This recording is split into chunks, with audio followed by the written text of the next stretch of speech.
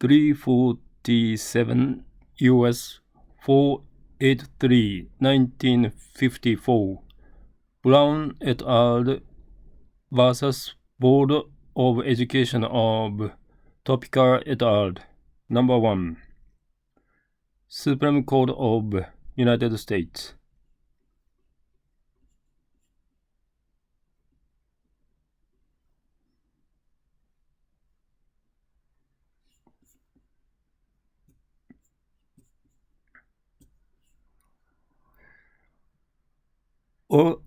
Argued December 9th, 1952.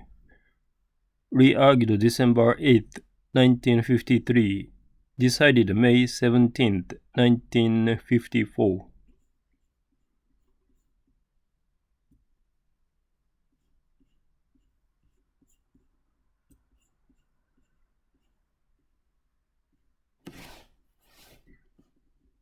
Okay, same. Appeal from the United States District Court for the District of Kansas. Robert L. Carter argued the cause for appellant in number 1 on the original argument and on the re-argument. Thurgood Marshall argued the cause for appellant in number 2 on the original argument and Spotwood W. Robinson the third for appellant in number 4 on the original argument. And both argued the causes for appellant in numbers 2 and 4 on the re-argument.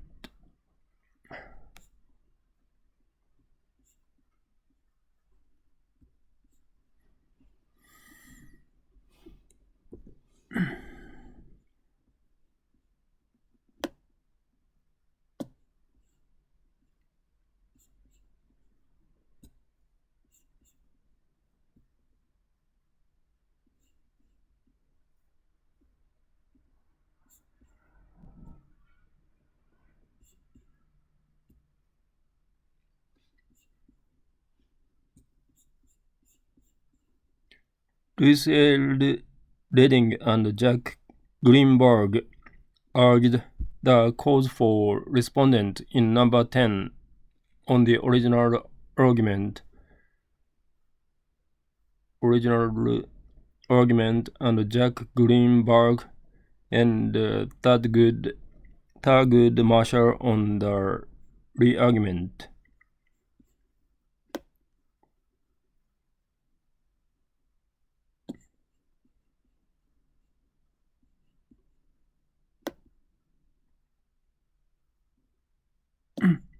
On the brief were Robert L. Carter,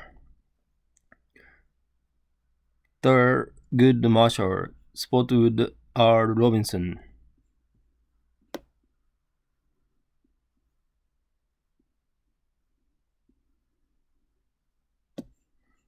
Louis L. Redding,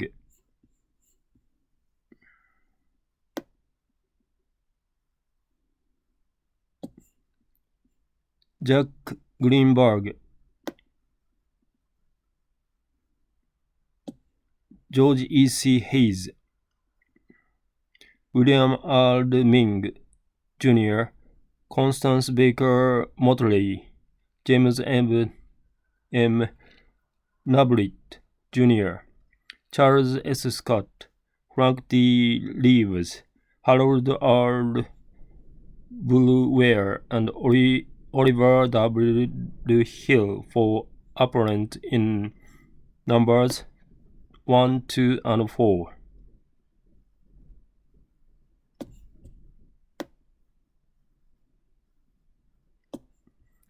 And represent in number 10 George M. Johnson for appellant in numbers 1, 2, and 4, and Roland Miller for appellant in numbers 2 and 4, Arthur D. Shores and A.T. Warden were on the statement as to jurisdiction and a brief opposing a motion to dismiss or affirm in number 2.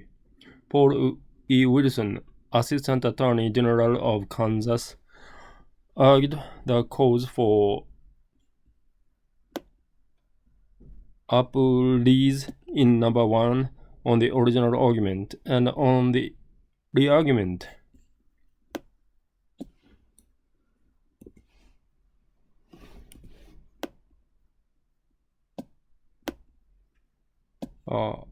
With him on the brief was Harold R.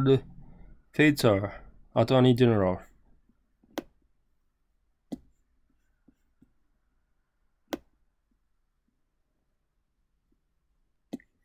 John W. Davis argued the cause for appellees in number 2 on the original argument and for appellees in number 2 and 4 on the re-argument.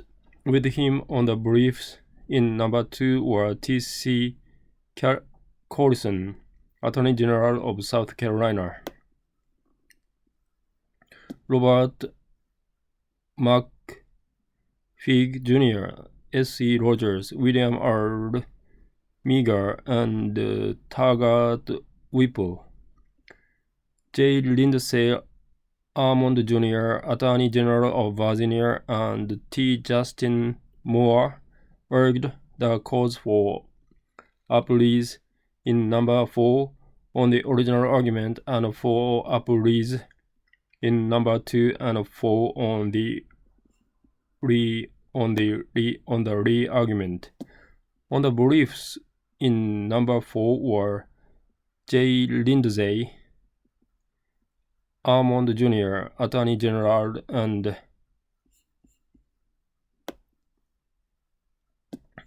Henry T. Wickham, Special Assistant Attorney General for the state of Virginia.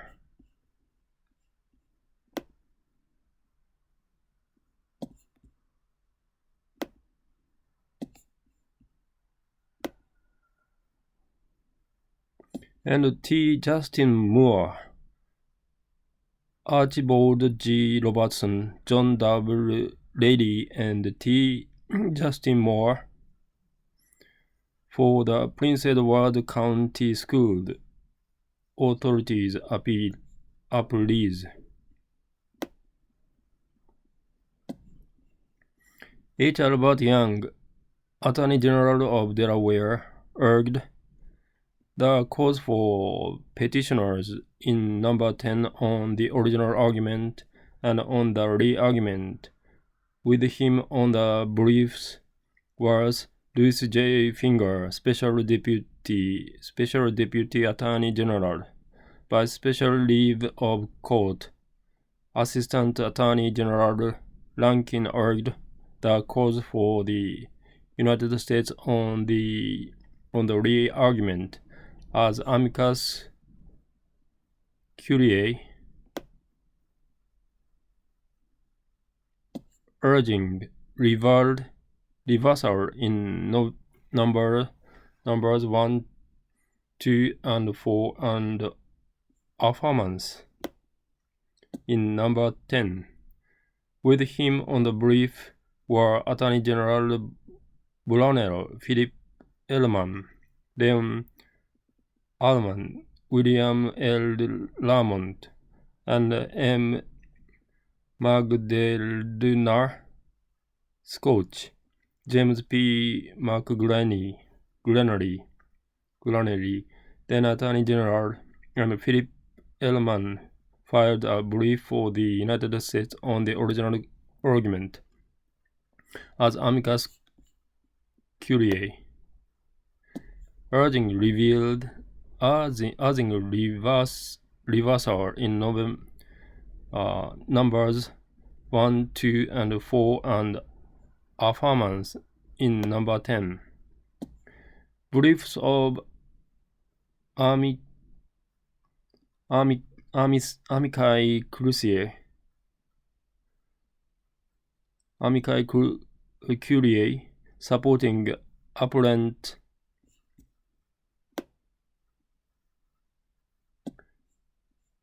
in number 1 were filed by Shad Pollier, Will Maslow, and Joseph B. Robinson for the American Jewish Congress.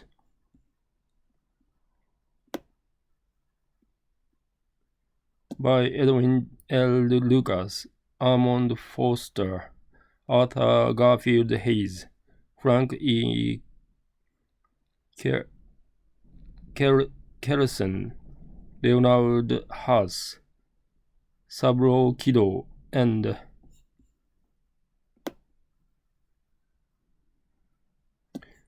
Theodore Leskis for the American Civil Liberties Union. SCLU et al. And by John Lightenberg and Selma M. Burkhardt for the American Federation of Teachers. Briefs of how to read this one. Amity. Okay.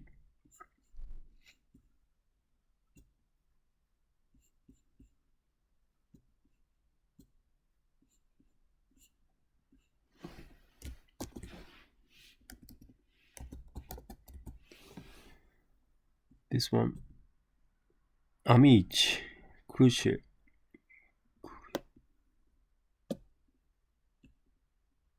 Copy here. Plural of amicus cruciae.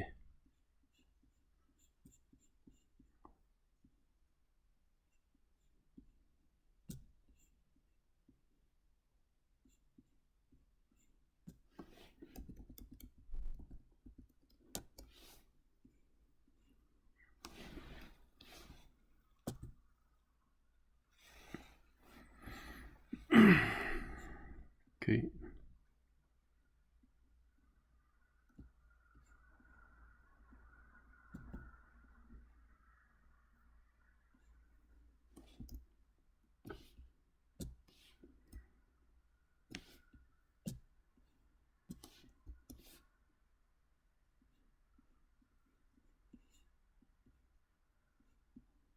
It's an amicus brief filed by an amicus curiae. And this is...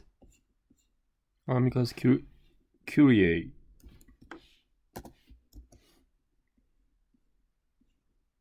No. Copy here.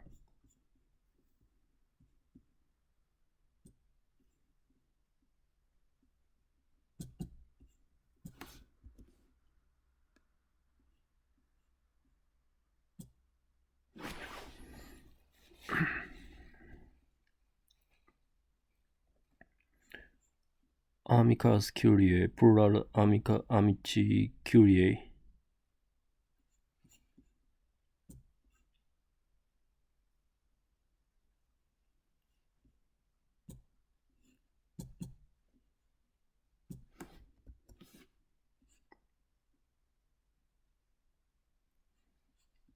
Amici curiae, I see.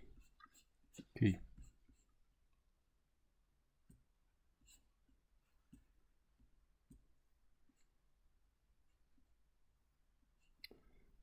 So, Amicus curiae.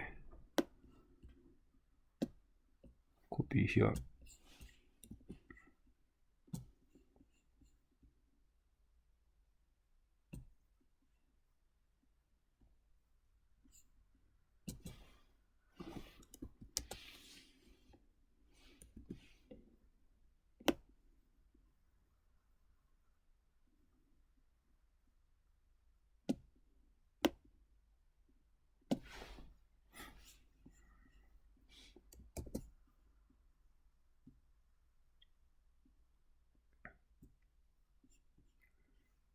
Briefs of Amicus curiae supporting appellant in number 1 and respondent in number 10 were filed by Arthur J. Goldberg and Thomas E.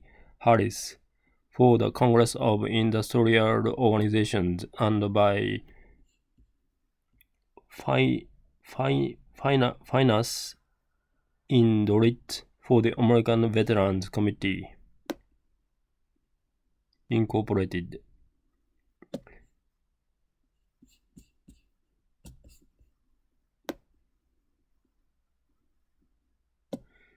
Mr. Chief Justice Warren delivered the opinion of the court.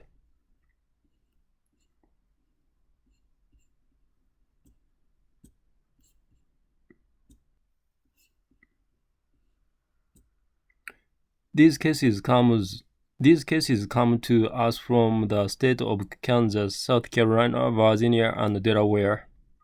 They are premised on different facts and different local conditions, but a common legal question justifies their consideration together in this consolidated opinion. Common legal question justifies their consideration together.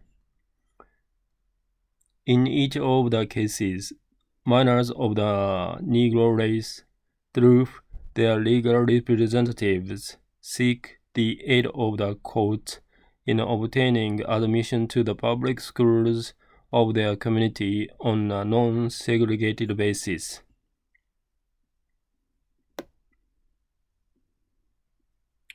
In each instance, they had been denied admission to schools attended by white children under laws requiring or permitting segregation according to race.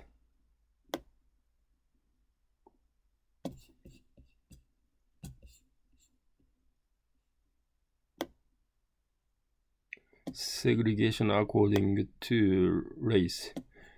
This segregation was alleged to deprive the plaintiffs of the equal protection of the laws under the 14th Amendment.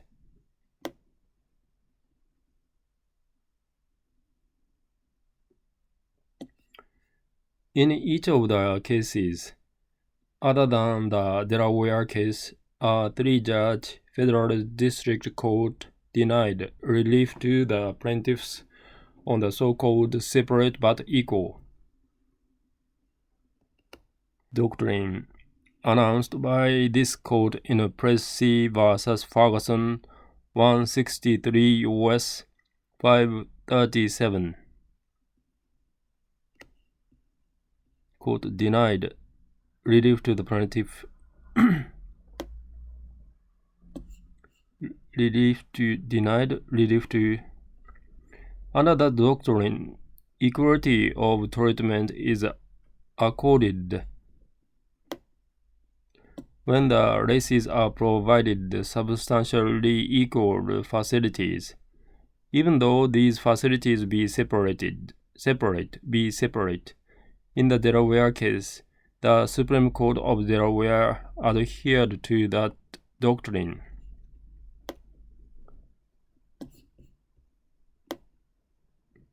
But ordered that the plaintiffs be admitted to the white schools because of their superiority to the Negro schools.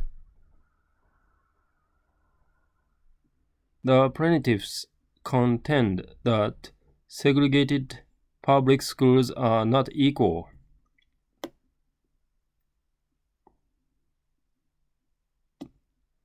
And cannot be made equal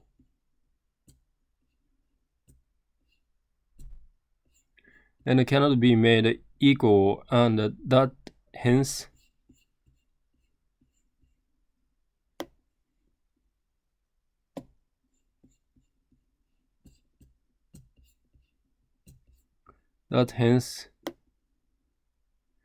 they are deprived of the equal protection of the laws. Because of the obvious importance of the question presented, the court took jurisdiction. Argument was heard in the 1952 term, and re-argument was heard this time on certain questions propounded by the court. Re-argument was largely devoted to the circumstances surrounding the adoption of the 14th Amendment in 1868.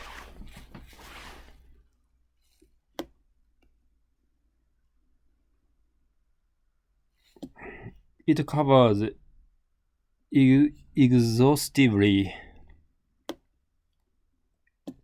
consideration of the amendment in Congress, ratification by the state, then existing practices in racial segregation, and the views of proponent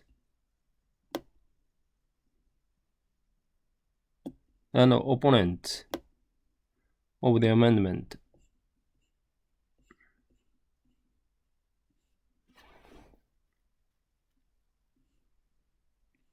Propounded.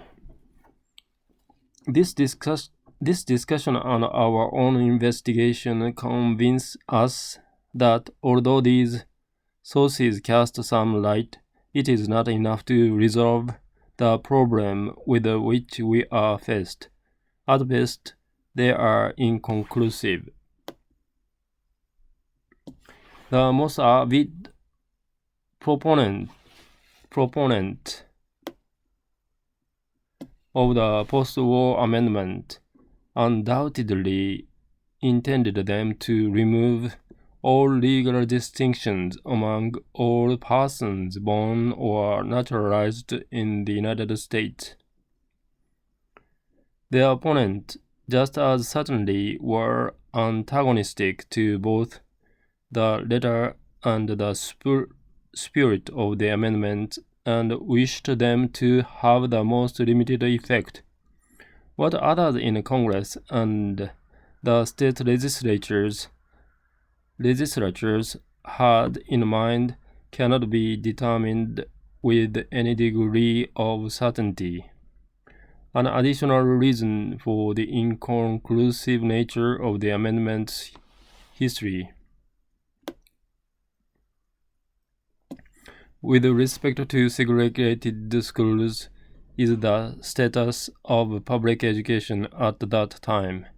In the South, the movement toward free common schools, supported by general taxation, had not yet taken hold. Education of white children was largely in the hands of private groups. Education of Negroes was almost non-existent, and practically all of the race were illiterate. In fact, any education of Negroes was forbidden by law in some states. Today, in contrast, many Negroes have achieved outstanding success in the art and sciences as well as in the business and professional world. It is true that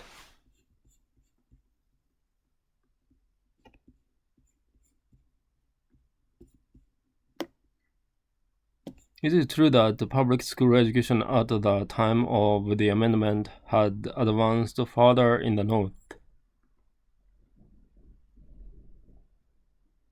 But the effect of the amendment on North states was generally ignored in the congressional debate. Even in the North, the conditions of public education did not approximate those existing today. The curriculum was usually rudimentary. Ungraded schools were common in rural areas. The school term was but 3 months a year in many states, and compulsory school attendance was virtually unknown. As a consequence, it is not surprising that there should be so little in the history of the 14th Amendment relating to its intended effect on public education. In the first cases in this court construing the 15th Amendment, decided shortly after its adoption, the court interpreted it as proscribing all state-imposed discriminations against the Negro race. The doctrine of separate but equal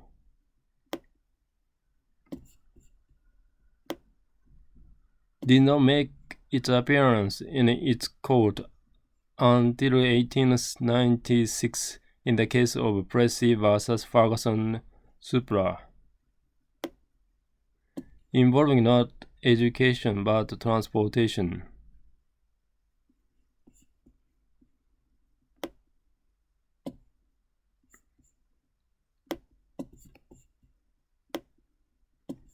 American courts have since labored with the doctrine for over half a century. In this court, there have been 6 cases involving the separate but equal doctrine in the field of public education. In Cumming and County Board of Education, 175 U.S. 528, and Gongram versus Rice, 275 U.S. 78, the validity of the doctrine itself was not challenged.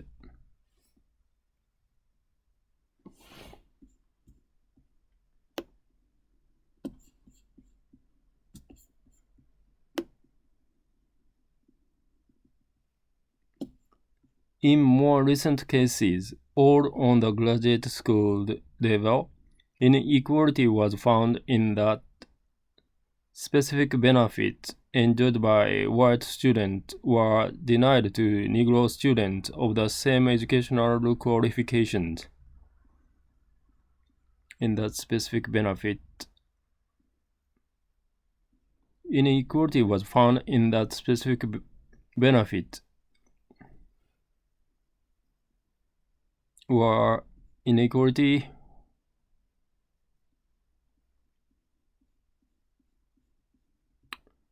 Missouri X-railed Gaines versus Canada, 305 U.S. 337, Sipwell versus Oklahoma, 332 U.S. 631, Sweat versus Painter, 339 U.S. 629, McLaurin versus Oklahoma State Regent, 339 U.S. 637. 6 cases. 1, 2, 3, 4, 5, 6. This one. In none of 3 cases was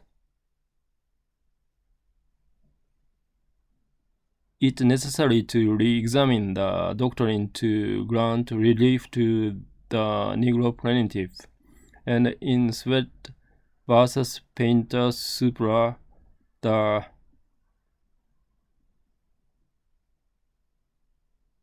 what does this mean? The court expressly reserved decision on the question whether Plessy versus Ferguson should be held inapplicable to public education. In the instant cases, the question is directly presented. Here, unlike Sweat and Painter, there are findings below that the Negro and white schools involved have been equalized.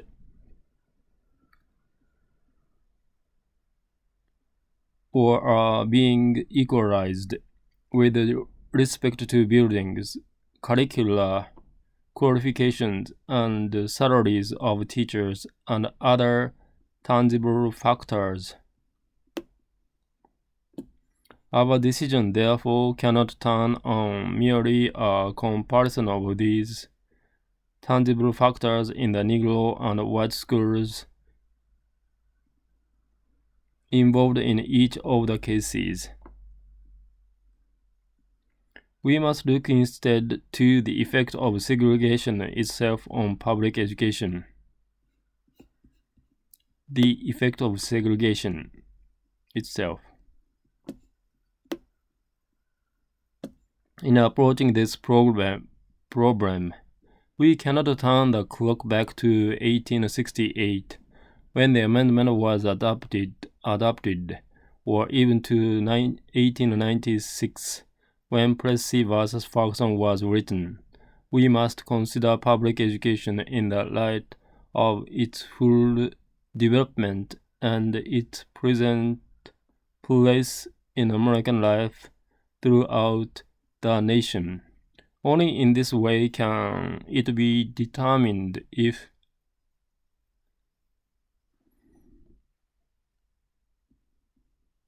segregation in public schools deprives these plaintiffs of the equal protection of the laws.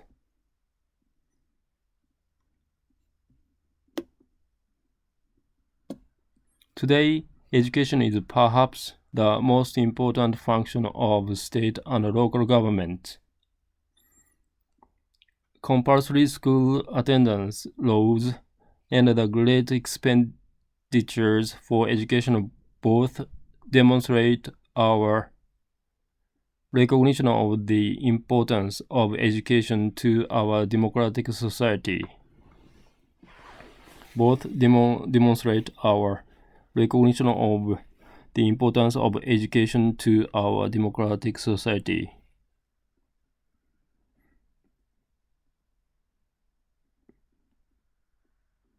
Both demonstrate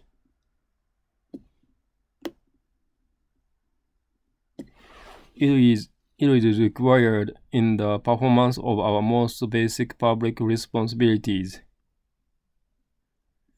Even service in the armed forces. It is the very foundation of good citizenship. Today, it is a principal instrument in awakening the child to cultural values, in preparing him for later professional training, and in helping him to adjust normally to his environment. In these days, it is doubtful that any child may reasonably be expected to succeed in life if he is denied the opportunity of an education, such an opportunity where the most important function of state and local government, where the state has undertaken to provide it, is a right which must be made available to all on equal terms. We come then to the question presented. Does segregation of children in public schools solely on the basis of race, even though the physical facilities and other tangible factors may be equal, deprive the children of the minority group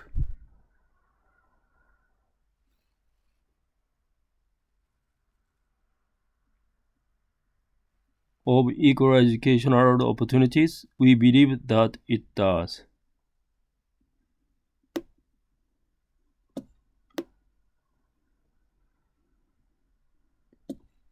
In Sweat and Painter Supra, in finding that a segregated law school for Negroes could not provide them equal educational opportunities, this court relied in large part on those qualities which are incapable of objective measurement but which make for greatness in a law school. In McLaurin versus Oklahoma State Regent Supra, the court, in requiring that a Negro admitted to a white graduate school be treated like all other students, again resorted to intangible considerations: his ability to study, to engage in discussions and exchange views with other students, and in general to learn his profession.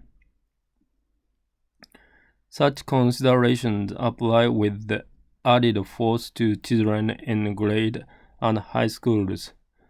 To separate them from others of similar age and qualifications solely because of their race generate a feeling of inferiority as to their status. Generate a feeling of inferiority as to their status in the community that may affect their heart and mind in a way unlikely ever to be undone.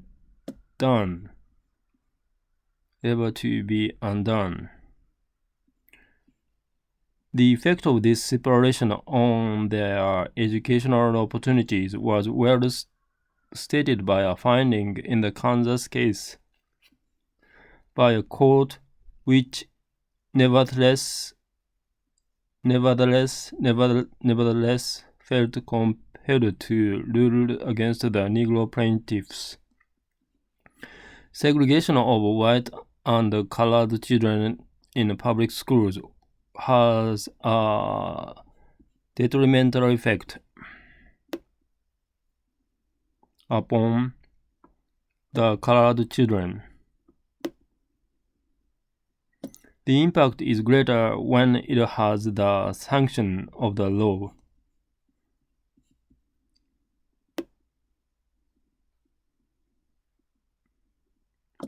For the policy of separating the races, the policy of separating the races is unusually interpreted as denoting the inferiority of the Negro group. A sense of inferiority affects the motivation of a child to learn.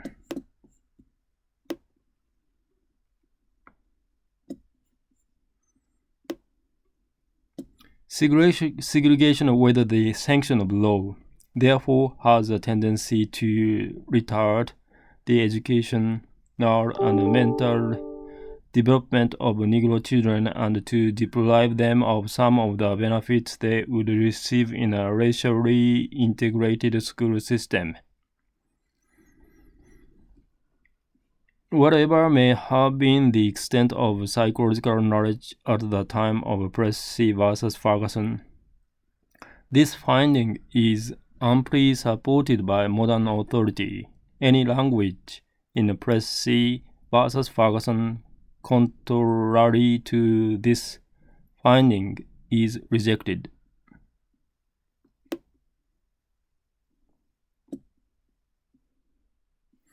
We conclude that in the field of public education, the doctrine of separate but equal has no place. Separate educational facilities are inherently unequal. Therefore, we hold that the plaintiffs and others similarly situated for whom the actions have been brought are, by reason of the segregation complained of, deprived of the equal protection of the laws guaranteed by the 14th Amendment.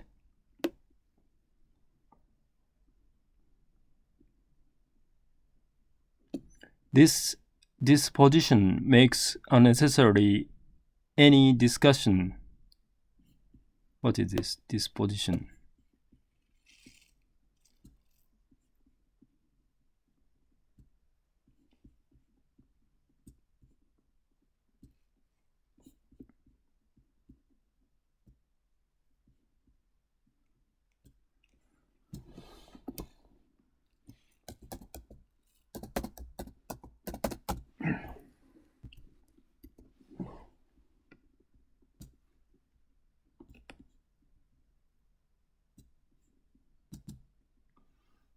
I see. Positive or negative way a person views the world. Maybe this one. Your usual mood. So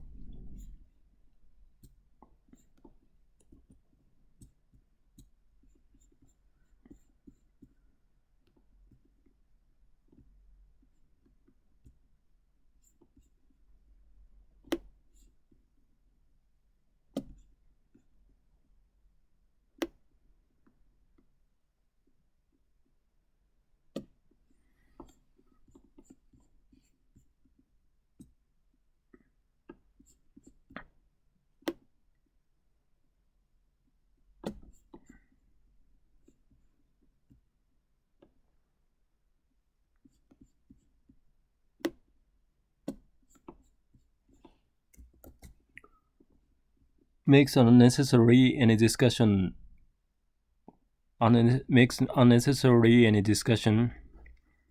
whether such segregation also violates the due process.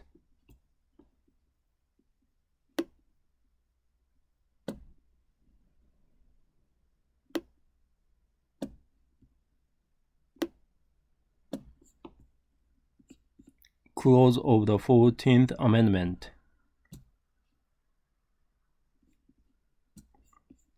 Because these are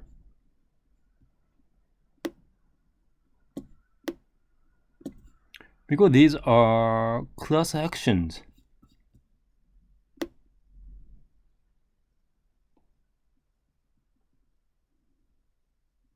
because of the wide applicability of this decision,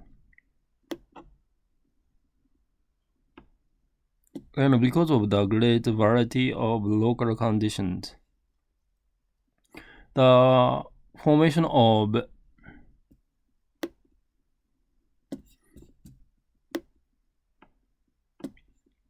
decrees in these cases present problems of considerable complexity.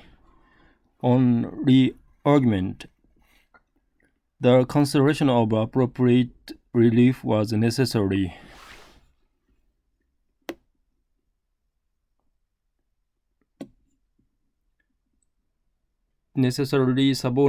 subordinated to the primary question.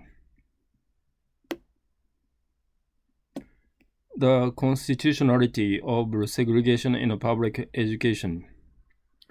We have now announced that such segregation is a denial of the equal protection of the laws.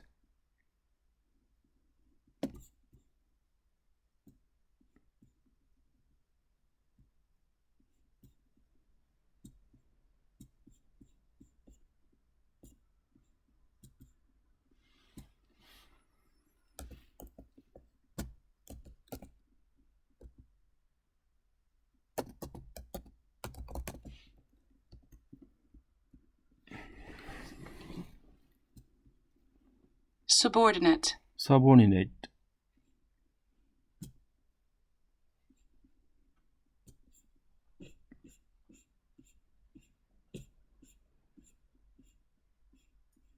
Rank or order as less important or considered of less value to science. In these schools, art is sometimes subordinated to science.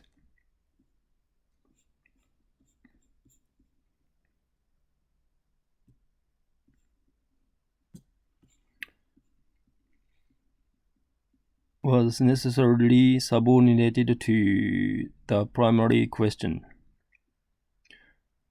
The consideration of appropriate relief. The constitutionality of segregation in public education. We have now announced that such segregation is a denial of the equal protection of the laws, in order that we may have the full assistance of the parties in formulating decrees. The cases will be restored to the docket, and the parties are requested to present further argument on question 4 and 5, previously propounded by the court of the re-argument this term. The Attorney General of the United States is again invited to participate. The Attorneys General of the state requiring to permitting segregation in public education will also be permitted to appear as amici curiae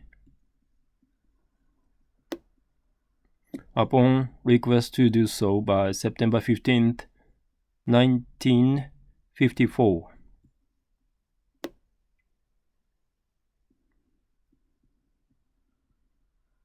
September 15, May 17th, 1954. And the submission of briefs by October 1st, 1954. It is so ordered. Okay, that's it.